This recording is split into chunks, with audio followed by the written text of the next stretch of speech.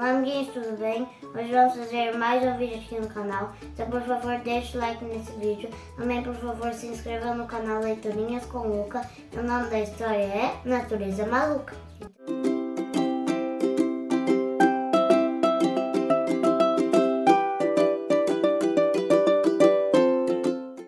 Que natureza maluca! Nela há bichos de montão. Você acha uns bonitos, outros não.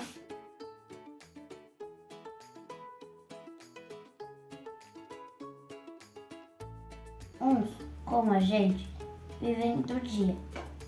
Outros, à noite, começam a folia.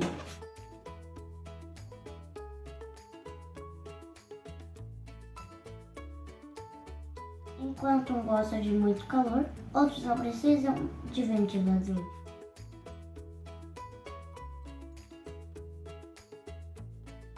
Os bichos trabalham demais, outros preguiçosos jamais.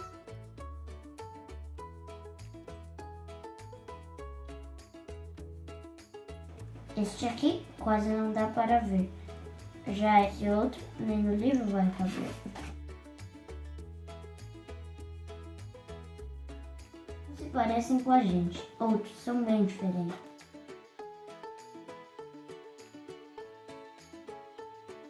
Enquanto uns moram na mata, outros vivem na maior mamata.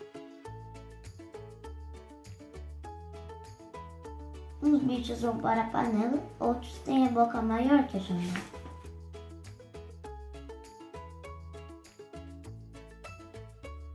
Certos bichos são um encanto, já outros, perigosos, nem tanto.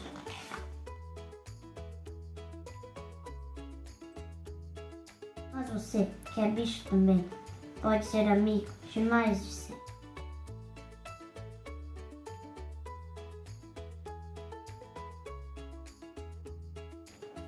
Amiguinhos, essa história chegou ao fim, então por favor me sigam no meu Instagram, @leiturinhas com Luca, e tchau, tchau. Amiguinhos, estão vendo esses desenhos aqui? Esse é o peixe, esse é a joaninha, essa é a girafa, esse é o beija-flor, essa é a borboleta, esse é o pavão, esse é o pinguim e essa é a aranha. Essa é a joaninha, esse é o beija-flor, essa é a borboleta, esse é o avestruz, não é avestruz, é pavão. Os macacos escalam árvores e comem bananas. Eles só gostam de comer bananas. E os macacos gostam de pinguins. Pinguins da selva. Não existe.